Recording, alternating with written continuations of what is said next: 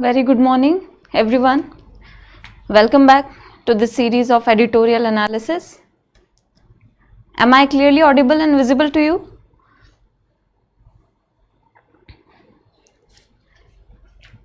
All right. So, very good morning. I hope you all are doing good.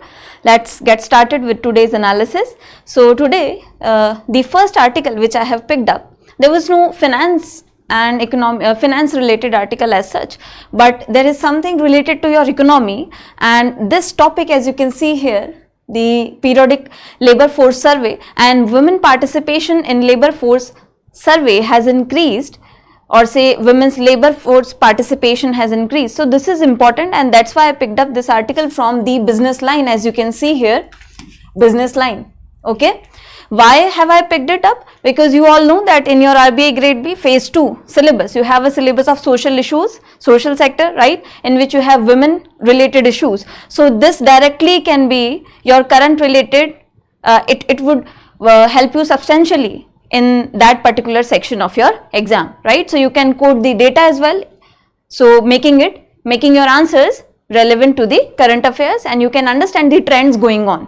All right, so ready for the analysis? Let's get started. Okay, so this is your first article from the business line. As you can see, the title is Job at Hand, Rising Female LFPR Positive, but job quality is a concern. So more female participation basically. So this report has been released, and it is there in the newspaper since last 2-3 days in the news column, but today we got the editorial as well, so I have picked it up, right. So let's see what it is.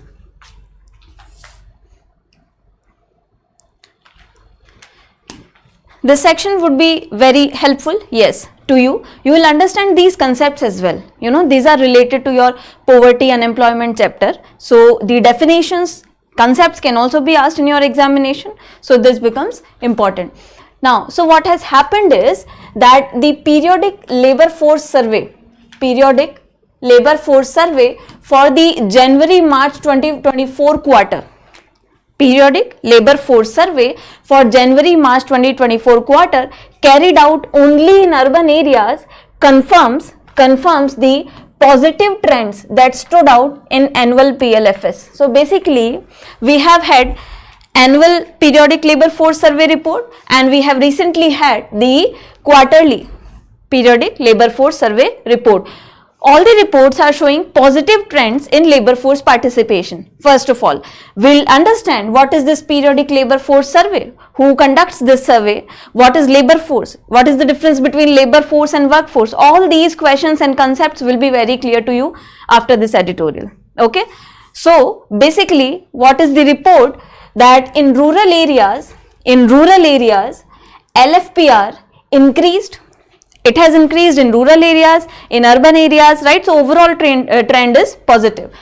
In rural areas, it has increased from 48.9% in 2017-18 to 56.7% in 22-23. While for urban areas, it also increased in urban areas from this figure 47.1% to 49.4%. Right? Then LFPR for male in India increased from 75.1 to 77, as well as for female it increased from 21 to 31.6%. Okay, overall. But particularly when we are talking about the urban areas, so female LFPR for urban India as per current weekly status was 25.6% in January-March 2024. So up to 25.6%, as you have mentioned in your comment, yes, 25.6% in this quarter from January to March 2024, which is increase against the previous financial year. So this is an achievement. We'll discuss all these terminologies mentioned here, so need not worry about that. What is this current weekly status? Why do we have annual as well as quarterly reports, right? So we'll be discussing them.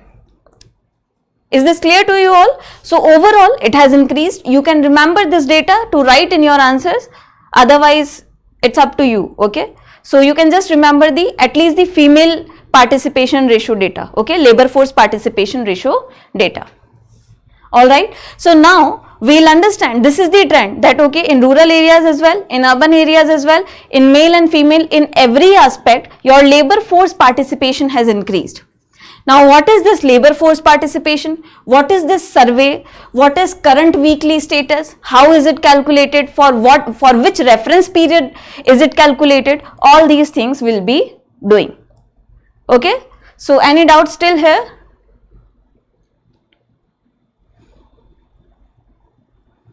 No? Alright.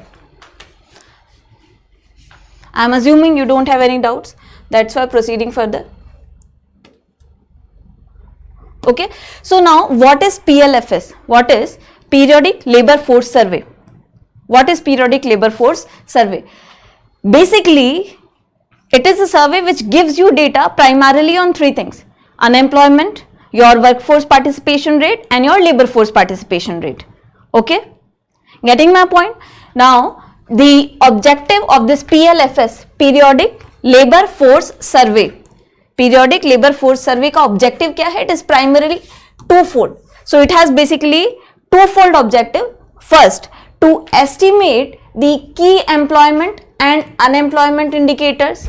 So, it basically estimates data related to your employment and unemployment indicators. Like, what are these indicators? They are the worker population ratio, the labor force participation rate and the unemployment rate. So, broadly these three things are calculated under your PLFS, Periodic Labor Force Survey. Are you getting this point?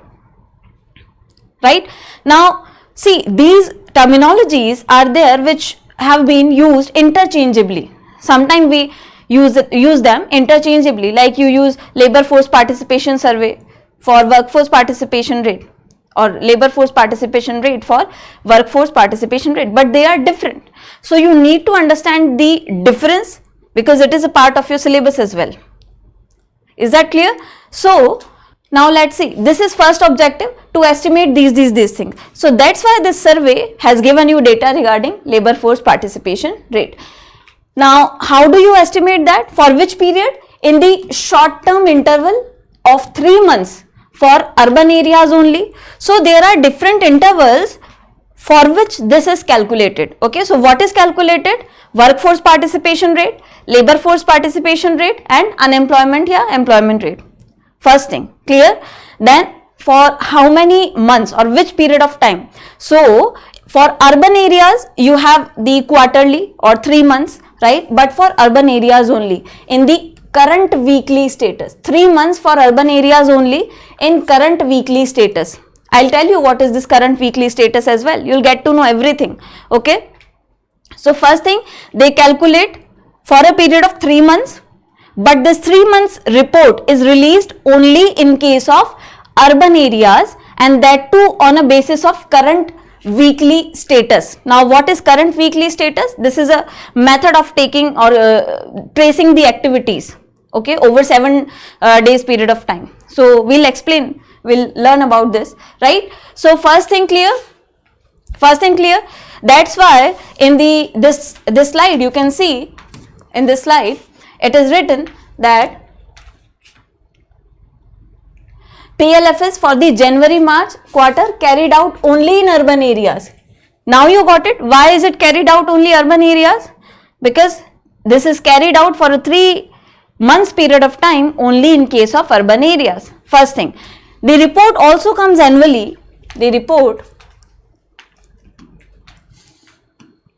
also comes annually. So, this is the first objective. Second is to estimate employment and unemployment indicators, all the same indicators in both usual status and CWS in both rural and urban areas annually. So, another report presented is annually, which is calculated for both of your rural areas and urban areas, and here the reference period which is taken is current weekly status CWS plus usual status. So, we will know what is usual status, what is current weekly status, right. So, first you remember these things. So, primarily there are two objectives of PLFS. First, releasing 3 monthly report for urban areas only based on current weekly status.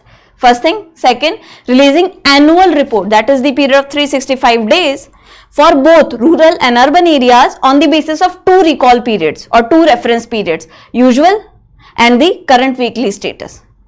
Is this clear till now? Now we'll understand all these terminologies written over here in this entire report. What are they? What are the differences? Right? What are these concepts? Current weekly status, usual status. So these can be asked in your exam because this forms a part of your social sector syllabus mentioned in your RBI Grade B phase 2, and social sector is becoming very attractive in examinations as well. So you can have direct concepts over there. Is this clear till now? Yes? Okay. Now we have definitions of all these terms. You know, what is a labor force, what is a workforce. So do you know what is the difference between a labor force and a workforce? Yes or no? Difference between labor force and workforce? Anyone? Yes? Broadly, when we say labor force, we mean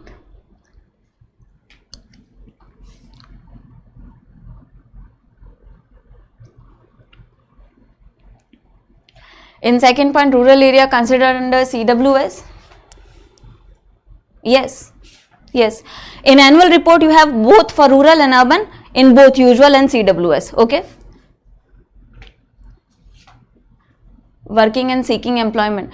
Labor force is working and seeking employment, whereas workforce is only working people. Yes. Okay. So, very good attempt. To be very specific, labor force is your percentage of population which is able to and willing to work, broadly saying, okay, able to and willing to work. Now see, remember that the unemployment which we are concerned with is voluntary or involuntary. Is it voluntary or involuntary? It is involuntary, right? We are not concerned with the voluntary unemployment. Why are we concerned? Why will we be concerned about voluntary unemployment? Those who do not want to work are not working. That is not a concern for us. It's their decision, right? It's their decision. The concern for an economy is involuntary unemployment, which is not their choice. They do not have jobs to which serves them, okay, to do. Jobs to do, right? So labor force is basically your percentage of population able to and willing to work. Now when I say able to means they are within the age group which can work. So you cannot employ people below 15 years of age, right? So ideally the age bracket should be 15 to 59 years, because 60 above also you have elderly citizen.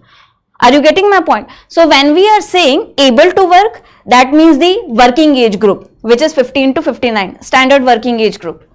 Yes? Got this point? 15 to 59. Is this clear? And we are saying willing to work. If you are not willing to work, then government cannot force you to work. Are you getting this point? So labor force is all those people who are able to work, that is within the working age bracket of 15 to 59 years and willing to work. Now out of this labor force, how many have got the work actually? So there are say 100 people. For example, say 100 people who are able to work, that is within 15 to 59, above 15 and till 59 years of age, and they are also willing to work, they want work, and they, out of these 100 people, so this is your labor force, out of this 100, 80 people found jobs. So your workforce is 80 people, right?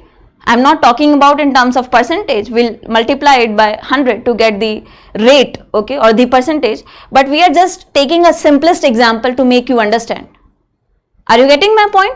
So have you understood the broad difference between labor force and workforce? So never get confused between these 2 points. Labor force is all those who are able to and willing to work. Able to means working age group, lying between the working age group 15 to 59 years of age, and then you have workforce, all those who have got the job. So what is the difference? The thing which makes the difference between labor force and workforce is the employment status. In workforce, everyone is employed. In labor force, someone might not be employed as well. Are you getting this? Yes or no? Is this distinction clear? So then we have the definition of labor force participation rate and workforce participation rate. So before giving you the definitions, I want you to understand the difference first between labor force and the workforce, right? So now you have these definitions. After these definitions, you will be clear about these concepts. So first is your labor force. You all know now what is labor force. Okay, so labor force participation rate multiplied by 100. So nothing, it is defined as the percentage, okay, percentage of persons in labor force in the population, percentage of persons in labor force in the population, which is to say you have certain population, how much percentage of your population is labor force, and when we say labor force, we mean is able to and willing to work, that is within the working age group. So how much percentage of your population is within 15 to 59 years of age and are also willing to work, that is your labor force participation rate. So LFPR is defined as percentage of persons in labor force in the population, and when we say labor force, working or seeking or available for work, simple, working, either seeking work, willing to work, available for work, able to work, 15 to 59 years of age, right? So is this clear? Labor force participation rate, nothing, rate, so we are converting it into percentage, right? Participation and labor force you all know by now. So basically how much percentage of your population is able to and willing to work, simple. How much percentage of your population is able to and willing to work is your labor force participation rate. Did you get this? Now, second you have worker population ratio. Worker population ratio. So, worker population ratio is defined as the percentage of employed persons in the population. So, again, out of that labor force, how much are employed gives you workforce participation rate. Are you getting my point? So, labor force is all those who are available for work. Out of them, who all have got job gives you workforce participation rate. So your worker population ratio is from your population, as a percentage of your population, how much have got work, right? So it is defined as the percentage of employed persons in the population. Simple. Are these two definitions clear to you all? I hope so. Yes. Since they are in news as well, so from static portion, how can you judge that what is important for you whenever you are appearing for an examination is the portion which is there in the news. So for example, this survey has been in news and editorials every day, almost in news every day, right? So your section of social sector becomes important for you. So you should relate what is important and what is not according to your current affairs going on, right? So these are clear. Now we also have unemployment rate. Although you know what is unemployment, but I have provided you this definition.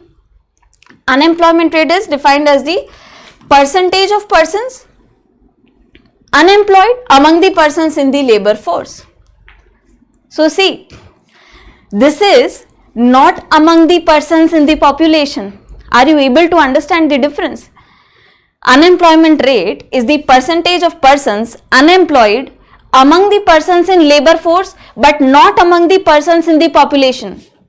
It's not population written over here. Why? Why? Because your population has a lot of people who even don't want to work. But in labor force, we only have those people who are able to work and are willing to work. So remember these two things whenever labor force comes to your mind. Able to work, willing to work. Right? So those who are not willing to work, why do we consider them as unemployed? They are unemployed by choice, not by chance. Are you getting this point? So unemployment rate is those who are unemployed out of your labor force, not out of your population.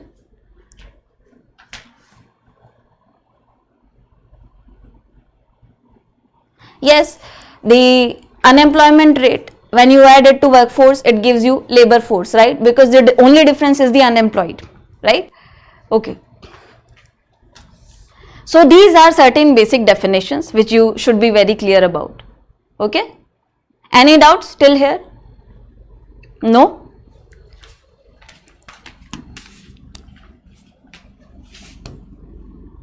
Now, since in the very first slide, is WPR also out of labor force or total population? WPR, see worker, if we talk about workforce participation rate, it is out of labor force. Okay, if we talk about workforce participation rate, it will be out of labor force, because how much out of labor force are employed gives you workforce participation rate, not out of population. Okay, it should be ideally out of labor force.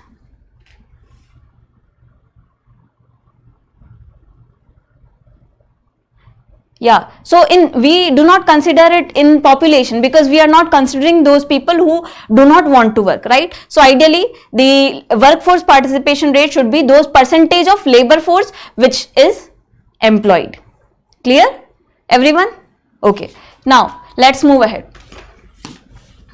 Activity status. In the first slide you have seen that, okay, this 3-month report, quarterly report, is issued for current weekly status. So basically the data which is calculated, okay, before moving in these things, let me tell you one thing, that this periodic labor force survey is conducted by MOSPI. MOSPI is your Ministry of Statistics and Program Implementation, and the organization under MOSPI responsible for conducting and releasing this survey is your NSO, National Statistical Office.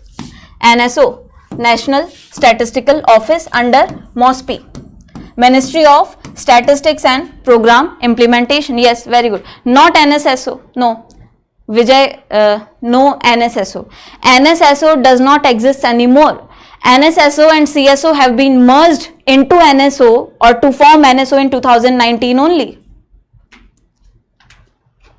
Wherever NSSO is written, it is wrong. Okay, because factually it is wrong, although the previous one was NSSO only, but NSSO and CSO have been merged to form a new body, which is your NSO. Is this clear? In 2019, NSSO was earlier responsible, yes, National Sample Survey Organization, later named as National Sample Survey Office, was responsible for conducting your social sector surveys like household surveys, family surveys, health surveys, right?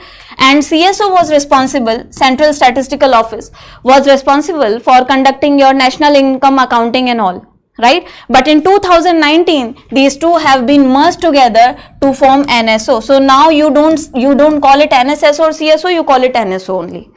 But if you write NSSO, that would be factually wrong. No, wherever it is written, it is wrong. NSSO has been replaced, or it has been merged along with CSO to form NSO now. So now NSO only exists. Is that clear? Although wherever or the surveys conducted by NSSO are there, so the surveys which have been conducted by NSSO are conducted by NSSO, but now after 2019 the surveys are being conducted by NSO. Okay, and NSO forms under Ministry of Statistics, comes under Ministry of Statistics and Program Implementation. So it conducts this survey. Now whenever you conduct a particular survey, you take some recall period, isn't it? You have to take a reference period.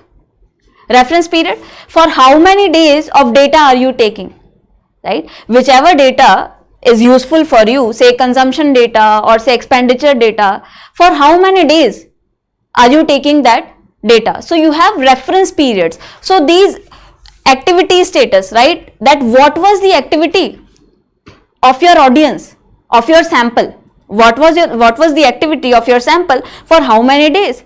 If you are taking it say for 7 days, that would be weekly. If you are considering the activity which is in question according to the nature of the survey for say 365 days, it would be annual. So these activities are classified into your usual and then your current weekly status. Usual and current weekly status, broadly 2 categories. That's what was mentioned in the very first slide, that periodic labor force survey has 2 objectives. We have seen, first, released only for urban areas on basis of current weekly status for 3 months period, and another one released for rural plus urban areas for on an annual basis On which reference period? Current plus usual status, if you remember. And usual status also has two components, PS plus SS. So let's understand what all these reference periods are.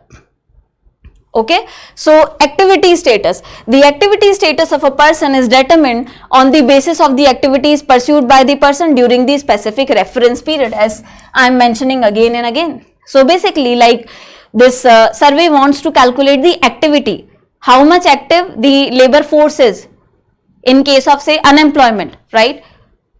You are working or not working, right? So this is the activity in question. Now, to answer this activity, you have to take a reference period. Say, for a particular family, how many members were working for last 7 days, for example, or how many have been working or not working since last 1 year or 365 days, for example. So these are broadly two reference periods used by NSO. So first activity status or reference period is your usual status. First one is usual status. First one is your usual status. What is the reference period taken in usual status? When the activity status, whatever the activity is under consideration, when it is determined on the basis of reference period of 365 days. So when you take a reference period of 365 days to note down all the data related to a family or your sample preceding the date of survey. So say you are doing this survey today, 25th May, right? And you are taking the activity, you are recording the activity under question for previous 365 days. So preceding 25th May, 365 days will be your usual status. It is known as the usual activity status of the person. So from the date of survey preceding 365 days, this reference period is known as usual status of the person. Is this clear to you all? What is usual status? Tell me, yes or no?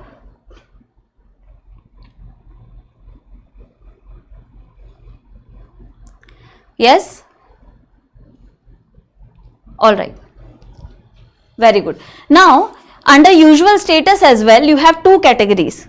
Okay. This 365-day reference period also has two other categories. The first one is principal activity status, or PS in short, and subsidiary economic activity status. So principal activity status, these two are the categories under usual status only.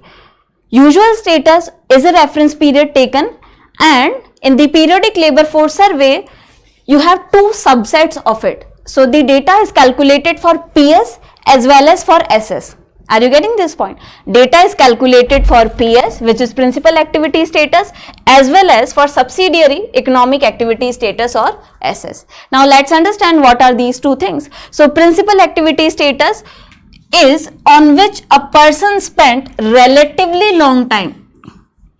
Major time criteria, principal activity.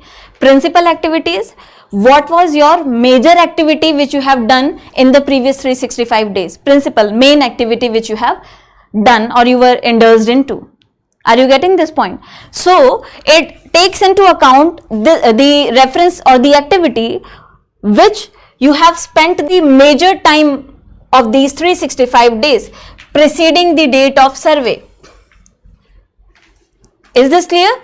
So what was your major activity done among the activities in consideration according to the survey in this 365 period or usual status period? Clear? Then you have subsidiary, yani apart from that major activity, subsidiary.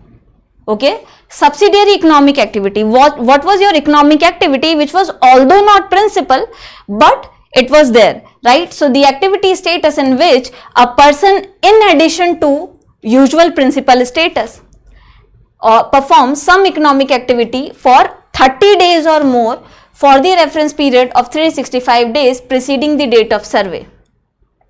So basically, what was this economic activity which you have done apart from this principal activity status for at least 30 days in that entire period of 365 days?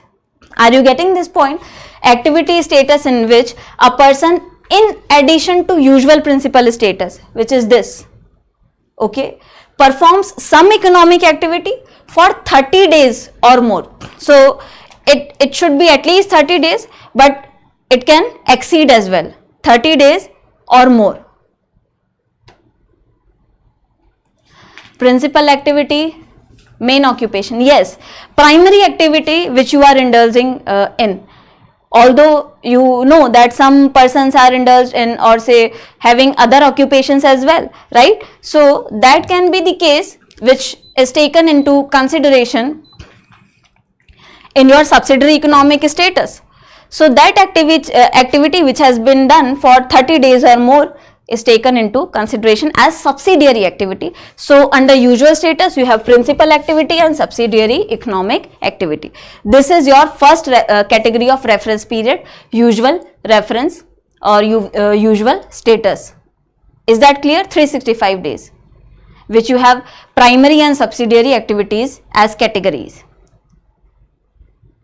Got this point? I hope so.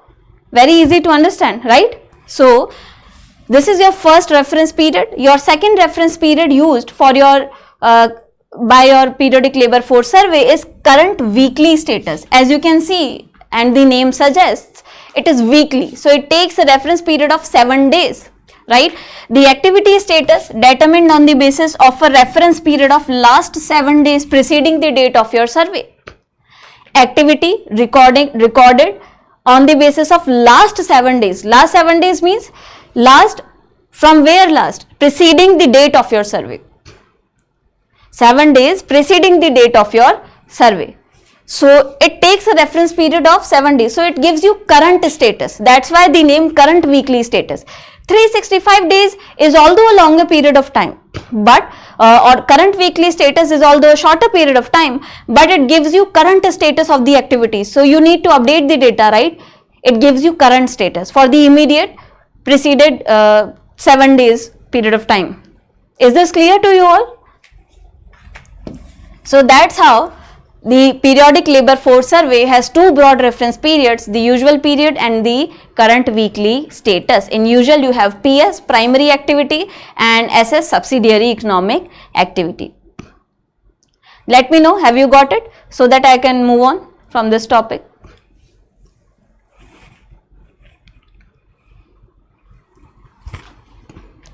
I hope you understood all these reference periods. Yes? Okay, very good. So now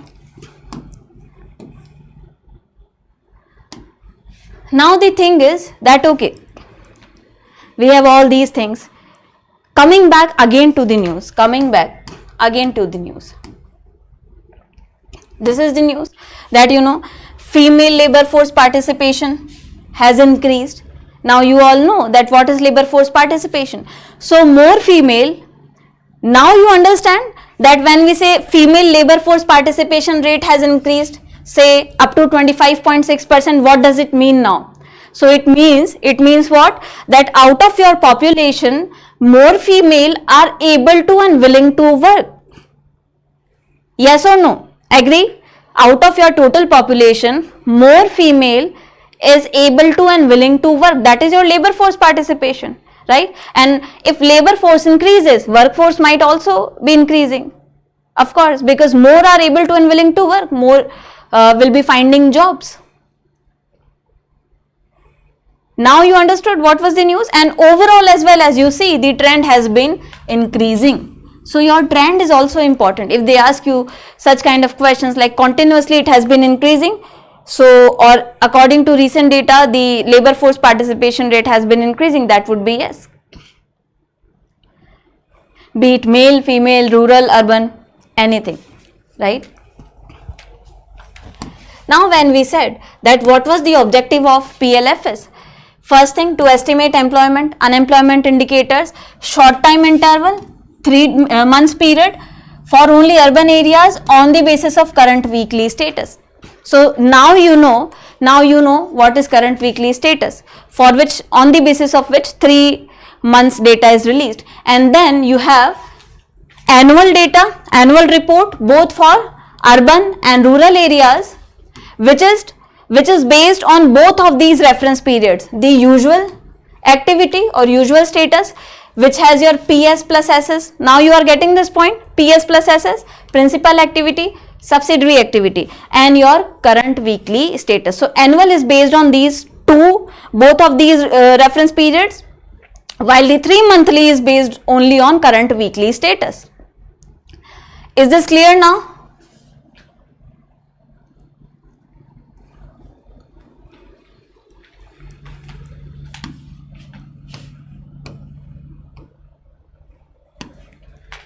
Right? Okay.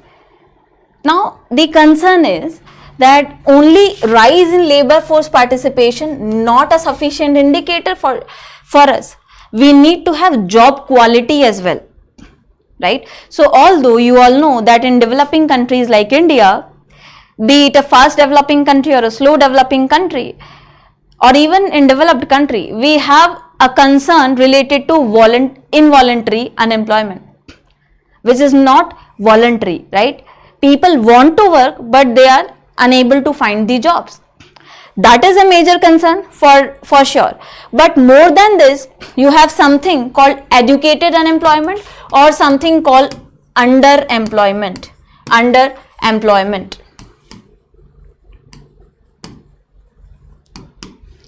Are you getting this point? This is more serious. This is the concern which we all are talking about, that you have degrees but you are not able to find jobs suitable to your degree or qualification. Are you getting my point? Yes or no? So underemployment is you are working below your skills. What you can do, the job offers you something which is very low to what you can do, is underemployment. Or there is now new term which is educated unemployment, that you are educated, you have a degree, but you are unable to find job according to your qualification or degree. Are you getting this? So this is also a major concern. Only having employment is not enough. Having employment which matches your skill set is also necessary. Otherwise, people will not be able to give their best.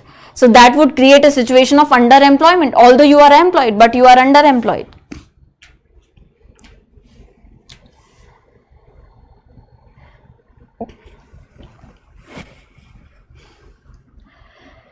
Female participation rate increase from in rural areas, current weekly status. Okay, yeah, so you have all the data. Okay, my focus is not on data. You can all access the data. I have the first slide related to data as well.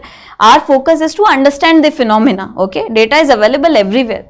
Yes, so in every aspect, be it rural, women and men, be it urban, women and men, you have an increasing trend. That is satisfactory for India, but not sufficient. This is what we are saying, or this is what the author is saying basically, not we are saying, right? The editorial is saying that you need to have a check on these situations as well, that the employment is there, but it should not turn into underemployment. It should match your skill set of the population or labor force.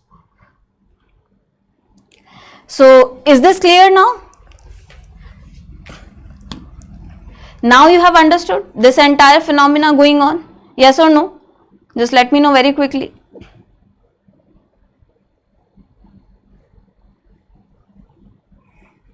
Yes?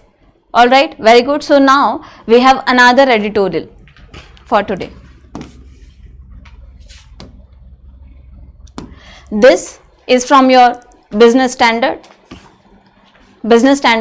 So basically, why have I picked up this article? Although it is something related to your international relations as well, but it has something related to your economics, pure economic concepts, right? And you should understand how trade policies are framed. Being economics or finance student, you should understand how countries have economic outlook related to each other. What is their trade policies? How do they take advantage of certain decisions?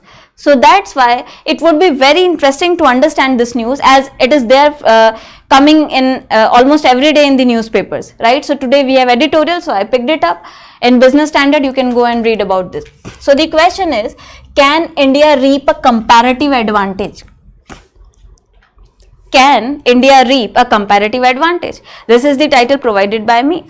The editorial says, the Sino-American trade war benefits China's competitors. Sino-American means China and America. Okay, right? So Sino-American trade war. You all must have read this news that recently Joe Biden has put some restrictions or sanctions, 100% restrictions on import of EVs, electric vehicles from China. Yes or no? You must have read this news. But what is the implication of such actions, such protectionist approach for countries like India, which are the future markets? This is important for us. This analysis makes you understand the economics and finance related issues going on. Are you getting this point? So that's why we have picked up this article. Now let's see what is happening. Okay. First thing, the news is that Mr. Biden has already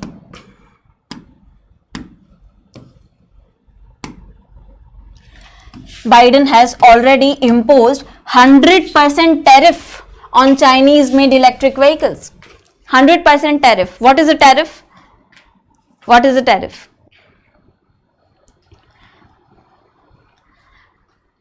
Tell me. Tariff is what?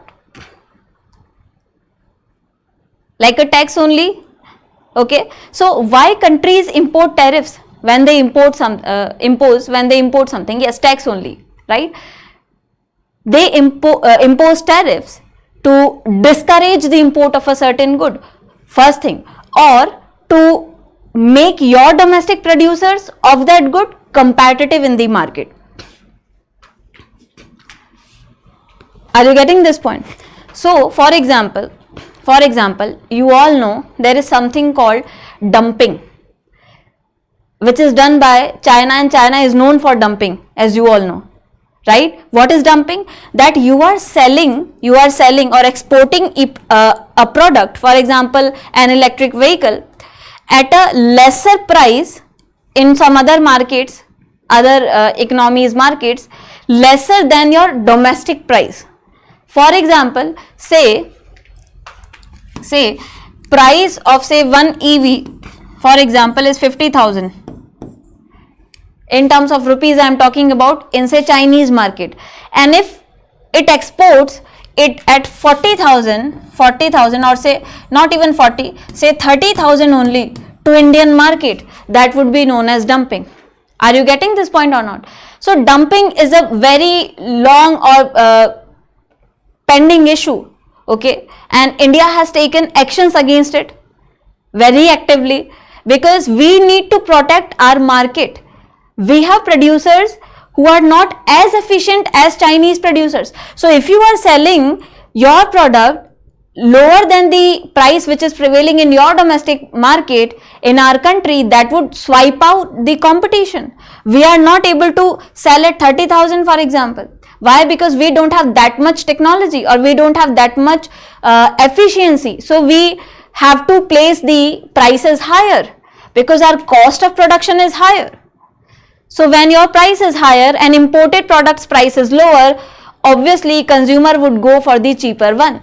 That's why we know that Chinese products were, Indian markets were sometimes flooded with Chinese products. Even now you have many of your mobile phones models made in China, right? Why? Because they are cheaper. So it is harmful when we have initiatives like Make in India. You want to produce within your domestic territory so that you can give employment as well, so that you can reduce your dependency on China as well. Are you getting this point? To save domestic producers, avoid dumping, reduce over dependence. Yes, very good. All these things are there, right? So now Biden has announced 100% tariff. Now are you able to understand the implication of this news? 100% tariff. That means if now China will not be able to dump, okay, or to export to this market, or if it does so, it has to pay lot more. Are you getting this point? And then you have another news that Mr. Trump also has vowed that if he comes to power, what is happening? He'll impose 200% tariff, making exports on part of China more expensive to American market, particularly of EVs, electric vehicles. Are you getting this point? So they are basically discouraging Chinese products, particularly EVs we are talking about, and there have been this strategy or these decisions are known as protectionist regime. They are called as protectionist regime. Protectionist. What is protectionist? You want to protect your economy. So you have two broad regimes when we talk about trade, right? First is liberal. You are opening up your economy as much as you can to the international market, and one is protectionist. So recent trend has witnessed that the US government, be it Biden government or Trump government, has been indulging in protectionist trade policies. They are protecting their market, right? India has also done that, but we have opened up since 1991 reforms, right? Earlier we needed protectionism because we were not that developed. So you open up only when opening up or liberalizing benefits your market, benefits your economy. Are you getting this point? So this is the news, right? So he'll be imposing on many products like steel, like solar panels, like semiconductors, like batteries.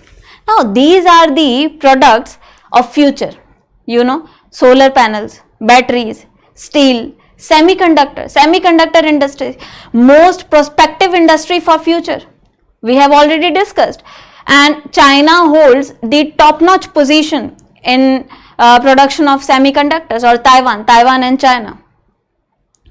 Are you getting this? So it offers gateway to countries like India who are planning to expand their markets in these products. That's why this news has been there, or editorial has been there. Now the author talks about one thing. What is it? That if there is any truth to the joke, so he says that there is a saying regarding China, whether it is true or not, the author is also not sure, but they say that China is the only country in history with a comparative advantage in every industry. Comparative advantage in every industry almost. Now the point is, there comes a concept of comparative advantage and absolute advantage. These are pure economic terminologies which you should know the difference between. Technicalities between comparative advantage and absolute advantage. Okay. So the author is saying that if it is true that China is the only country in history to have a comparative advantage in every industry, then targeting such a country with such sanctions and tariffs will open up doors for its competitors, right? Because earlier competitors of China were not able to attain so much of market share, to increase their market share because its presence. Now one of the largest economies, US, is increasing tariffs on Chinese products. So it offers your market an opportunity to grab the market of other economies. Are you able to understand the linkages till now? Yes or no?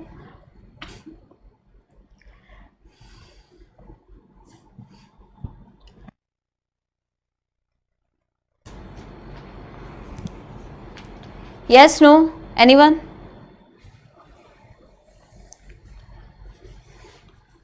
Yes? Now see, what am I trying to make you understand is the difference between these two terms, comparative advantage and absolute advantage. What is it? So when we study about trade, okay, when we study the theory of trade, exchange, why do we trade?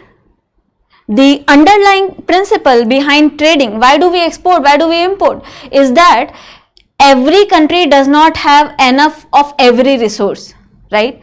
India is blessed with a lot of resource. By God's grace, we have a variety of resources available, but there are countries which do not have those resources. So someone has advantage in producing some product and some other countries has advantage in producing some. For example, the OPEC countries, Saudi Arabia, Dubai, okay, Oman, Yemen, they have oil. India does not have that much oil. So you import oil and you export other products. Are you getting this point? So why do we exchange? Because we don't have enough of every resource. Now there comes two concepts are there: comparative advantage and the absolute advantage in the theory of trade. Okay, given by your famous British economist Ricardo. You must have heard about him, right? David Ricardo, right? So Ricardo says that what is comparative advantage? A producer has a comparative advantage over another country or another producer in the production of a good or service if he or she can produce the product at a lower opportunity cost. Okay, and what is absolute advantage? So remember these two terminologies. Absolute advantage: a producer has an absolute advantage over another if he or she can produce that product using fewer resources, and time is also a resource. Agree or not?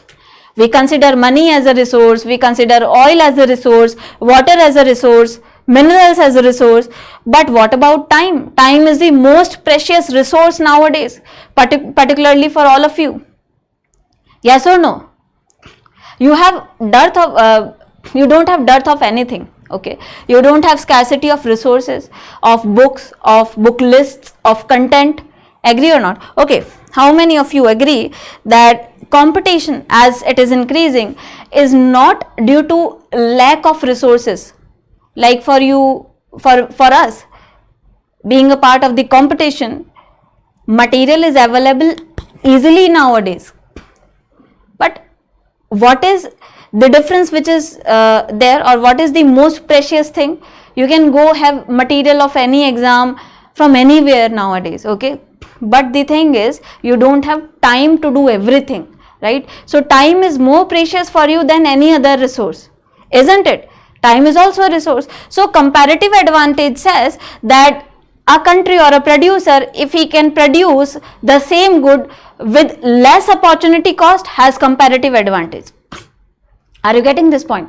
But when we say that there is a country who can produce something in comparison to other country with lesser resources, is said to have absolute advantage. Are you getting this point? Okay. So lesser resources, if you are able to produce something in lesser resources, including time, in lesser period of time as compared to other country, you have absolute advantage over that product. Okay. But if you are able to produce something with less opportunity cost, now what is opportunity cost? You might be thinking of it, what is opportunity cost? Then you have comparative advantage. Anyone knows what is opportunity cost? Anyone? Opportunity cost is basically the next best alternative foregone. You can write it down. What is opportunity cost? Next best alternative foregone. What is it? You are doing some activity, but what could have been the best alternative if you were not doing that activity? For example, you are taking this online class right now. Okay, what could have been the best alternative which you would have done had you not been attending this class? Tell me. Someone might say shopping, yes, or watching a web series, yes or no. So opportunity cost is what? The best alternative which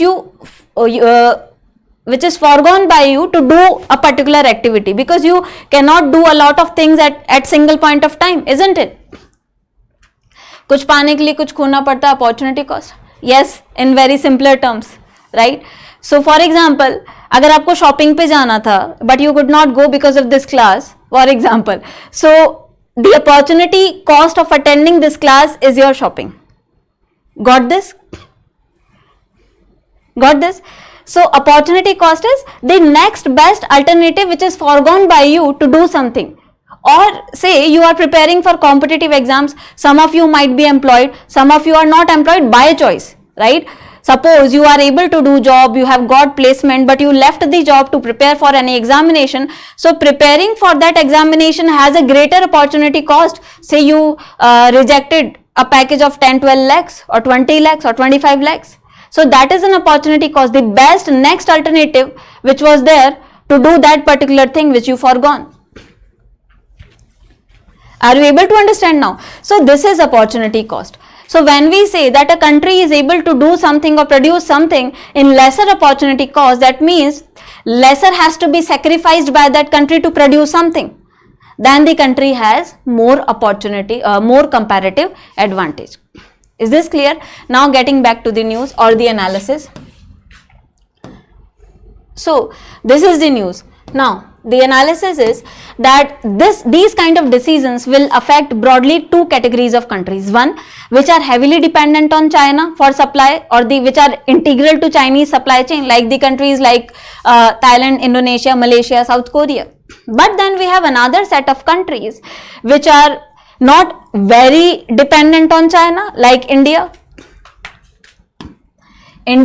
Mexico, Turkey, Brazil, Poland, Hungary. Okay, which countries will benefit more out of such policies even in future?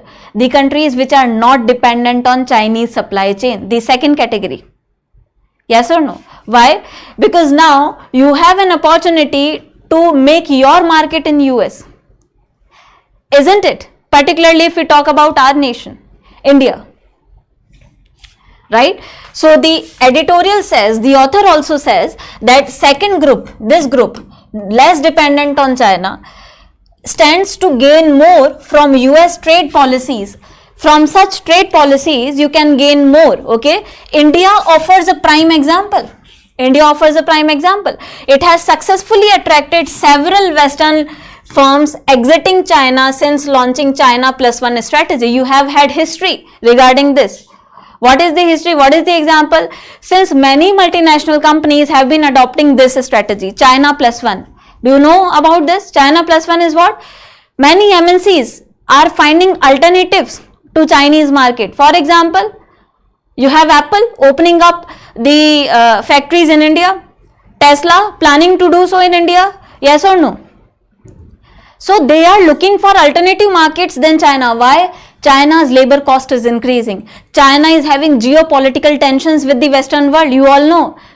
Okay, so according to Chinese philosophy, every land is their land, right? Okay, so they want to have all of it. They are indulging every then and now in geopolitical issues, in war or say tensions related to land, okay, possession over land. Do you agree or not? If you follow the news, right? So when in this era companies are planning alternatives to Chinese market, you can stand out and benefit out of these trade policies, isn't it? Particularly India planning to expand in electronics, okay, and you are attracting companies like Apple, like Tesla to have their plants in India. It would increase your employment. It would provide employment to your population. Labor force is increasing, so you can relate it to the first editorial as well. You have increasing labor force. They are willing and able to work. If you are able to provide them work, that means your workforce will also increase and your unemployment rate will fall, isn't it? Right? So you can integrate everything, okay? For example, Apple has significantly expanded its iPhone manufacturing in India. You know the Tamil Nadu based assembly which is done by the Apple, right? Assembly centers. Then Tesla reportedly may follow this. Tesla planning to do that, okay? Now India can establish a supply chain that is largely independent of China, okay? Particularly in the electronic sector. As you all know, we have discussed that India should expand its wings in production of semiconductors, which we couldn't right now because it requires heavy expenditure, heavy capital, huge investments, new technology, state-of-the-art technology which China has. Okay, so we can benefit out of these situations.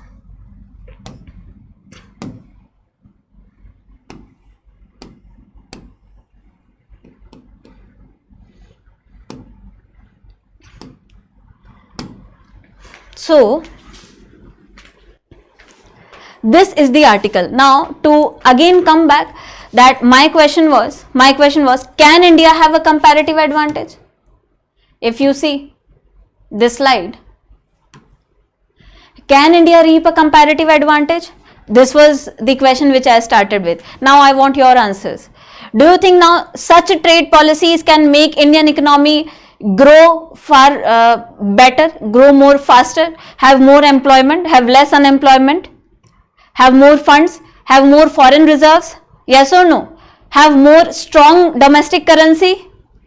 If you are trading internationally with major economies and your currency is in demand, if you hold a comparative advantage, then your currency also becomes important, becomes in demand. So when it is in demand, it would appreciate. You agree with that or no? So India can have a comparative advantage. Now you all know what is a comparative advantage. Having lesser opportunity cost. You have to forego less in order to produce more. That means you have now more technology, more efficiency. So when Chinese products are not able to enter into the US market, your products can. This is the point. Are you getting my point? So these were the editorials for today.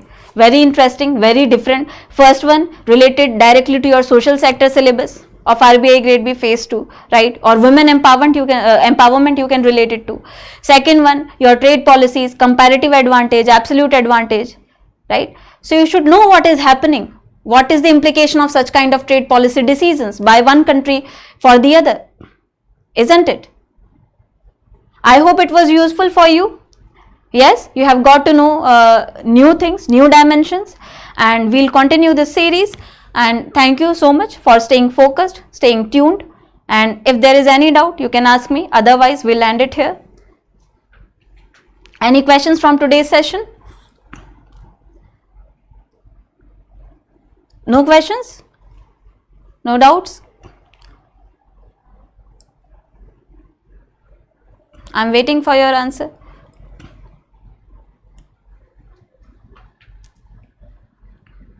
Any doubts? Okay. So no comments. So I assume you don't have any doubts. All right. Then thank you so much for today. That was it. Have a very great day. I'll see you in the next session tomorrow. Okay. Thank you so much.